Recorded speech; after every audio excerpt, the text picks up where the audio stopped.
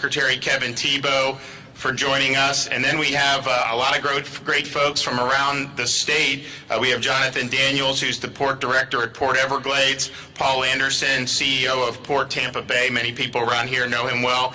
Alex King, Port Director at Port of Panama City. And then, of course, we got a lot of great folks here with me today. As many of you know, we are facing major disruptions not only just in the United States, but beyond, but certainly in the United States, disruptions in the supply chain. You've seen the images of all these ships docked off the coasts of various cities in the United States where there's a big log jam. That, of course, is impacting what we see in terms of on our store shelves. We see more empty shelves than we're used to seeing, and there's shortages of different things. Of course, we're also seeing increased cost in terms of inflation. Year-over-year increase in food prices so far is the highest it's been in 10 years. And of course, many commuters have been suffering under about a 50% increase in gasoline. And so you see a lot of problems. I know they just announced, well, in California, maybe they'll start having the port operate 24/7. Our ports operate 24/7. I mean, that should be happening anyways. And so we in Florida have the ability to help alleviate these log jams and help to ameliorate the problems with the supply chain. And part of it is because we've long been committed to reliable, modern, and accessible port facilities. Since I became governor in 2019, we've allocated almost $1 billion to over 70 Florida seaport projects, and these are approaches that have made us really, really strong. And of course, the port is one, and then once it gets off the port with the different operations that we offer, both rail and road, it really, really, really is, I think, a model for the rest of the country. So we're here, we have capacity. And not only that, I'm proud to announce, and I'm going to let the directors talk a little bit more, that Jacksport and some of the other ports are also stepping up even above and beyond by offering incentive packages to businesses who want to move their cargo through these ports like Jacksport. This will make a huge difference. If you think about a place like Jacksport, you have close to 100 million consumers that live within 1 day's drive of Jacksport. And I think companies are noticing, they're noticing that Florida could be the solution for some of these logistical problems. Just last week, a European container shipping company announced they were going to reroute vessel service to Jacksport, bringing an estimated 1,000 additional containers a week through Jacksonville. And it's been many years since we've had a European company come through Jacksport. So that's very, very exciting. Port Everglades recently accommodated the MSC Stella container ship with nearly 7,000 containers this past weekend, and the MSC Susanna container ship with 9,200 containers is arriving this weekend from India via the Suez Canal. So we're able to accommodate these ships without backups. Our seaports are used to operating around the clock. They're used to moving cargo for American families, farmers, and businesses. And we think that that this is a great solution given our capacity for some of the problems you see in other parts of the country.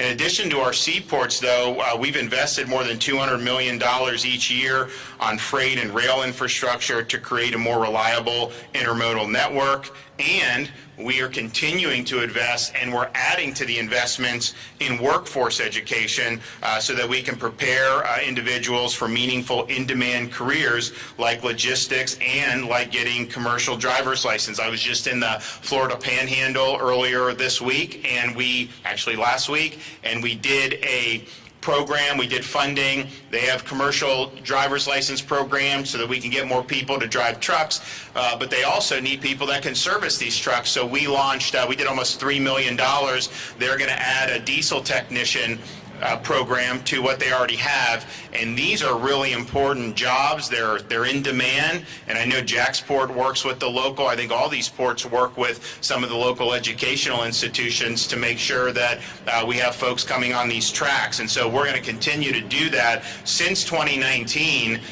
since I've been governor, we've increased enrollment in high-quality post-secondary career and technical programs by nearly 50%. We've added 50 new apprenticeship programs. And over the last year, 2020, we did 15,000 more industry certificates awarded than we did in 2019. And so that continues to grow. Part of it is because I think people see more and more that if you're certified, if you have the skills, particularly as you're talking about our ports, you talk about some of the logistics, they need people that have skills, and you're going to be able to do very well if you do it. So Florida's here.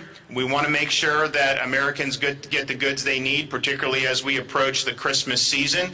I can only imagine if we don't ameliorate some of this by then. I mean, last-minute shoppers like me, we're going to show up and not be able to get anything. We're not going to be able to get anything delivered. So that will cause a lot of heartburn. So I actually got to make a note that I got to do it a little earlier this year. But hopefully, with what we're doing here, more and more folks coming to our Florida ports, that will be able to help solve some of the problems that we're seeing. So I'm proud of what we've been able to do, and I'm really proud of these seaports that we have in the state of Florida.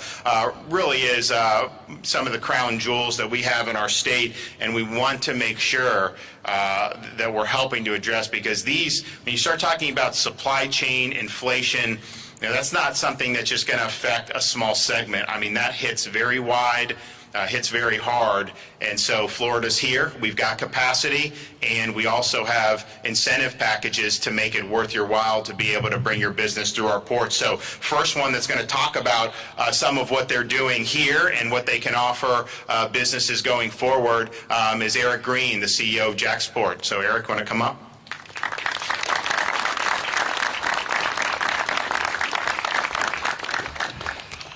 I want to start by thanking Governor Desantis, Secretary Tebow, our board chair, Wendy Hamilton, board members Daniel Bean, Jamie Shelton, and Brad Talbert, who's here with us today, and all of the port workers and partners who are here with us. With your support, Jacksport has maintained uninterrupted cargo service throughout the pandemic, keeping the supply chain moving and store shelves stocked for the people of our great state and throughout the nation. Standing here today, surrounded by so many important partners, I am proud to announce that fiscal year 2021, which we just completed at the end of September, was a historic year for Jacksport. More than 1.4 million containers moved through our port over the past year, a new port record set in the middle of a pandemic. And we're not slowing down, not even close. As Florida's largest container port, we want the industry to know that Florida ports like Jacksport are a solution to the nation's port congestion problem. The success of this year's holiday season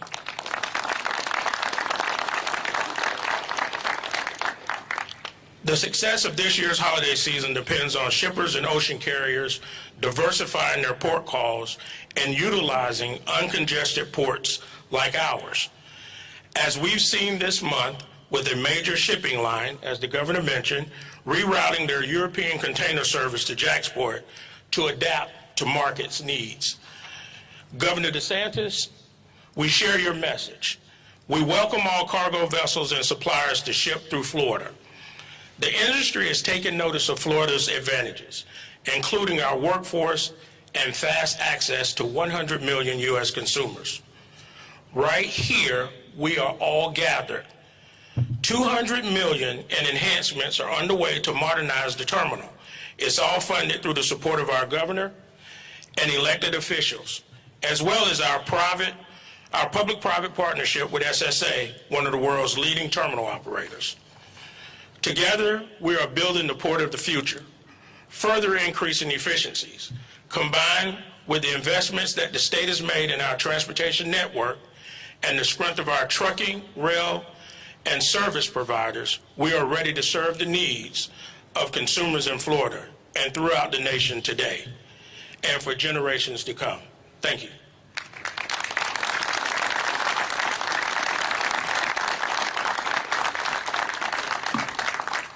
Well, thanks, Eric, and we're really excited about all the great stuff that's gone on with Jacksport. Congratulations. Next, I want to bring up Ike Sherlock.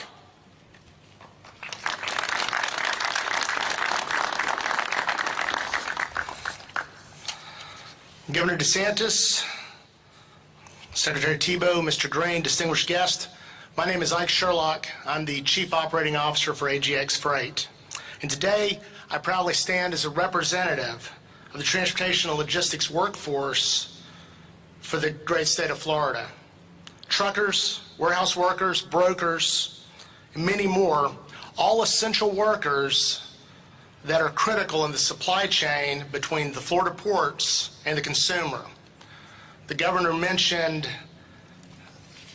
a very notable thing. From where we stand right now, almost 100 million consumers live within a one-day truck transit drive. Think about how perfectly positioned we are from a geographic standpoint to strike and strike quickly. Almost 100 million consumers. I would like to call out good communication and positive working relationships as they apply to our host venue, Jacksport. Jacksport has successfully leveraged relationships with our truckers and warehousemen to not only seamlessly handle record import numbers, but as a team on the export side, we have mobilized huge amounts of massive military deployments and huge human relief efforts.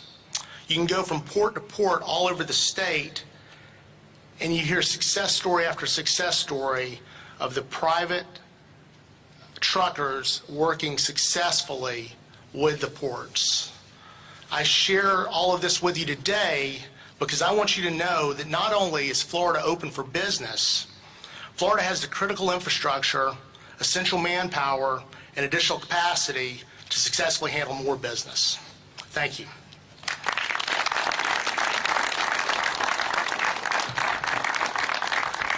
Okay, Mark Masaglia delivering remarks.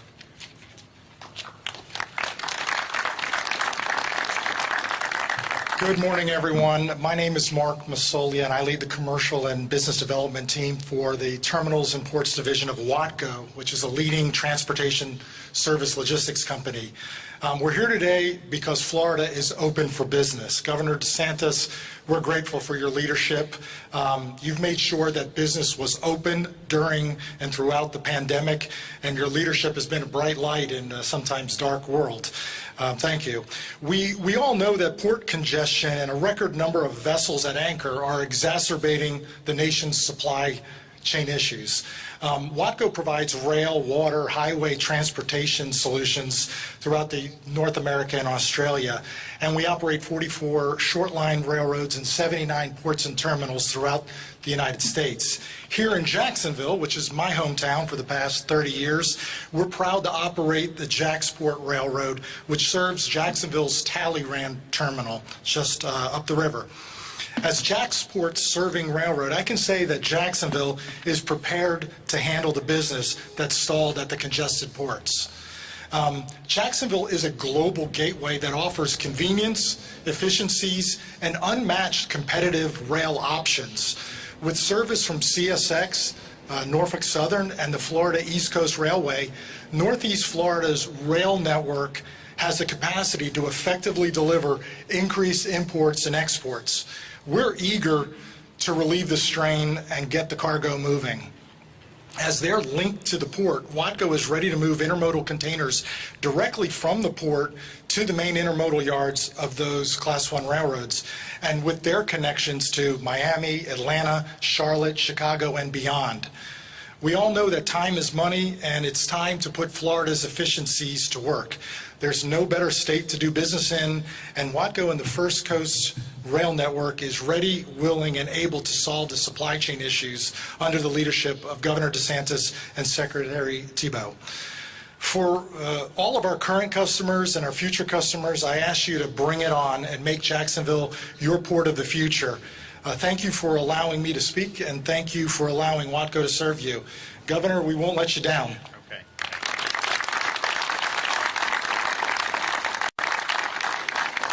Okay, from Port of Tampa, Paul Anderson. Yeah, thank you, Governor DeSantis, Secretary Tebow. Thank you very much for the support that you've given to our ports so that we can be here today to support your vision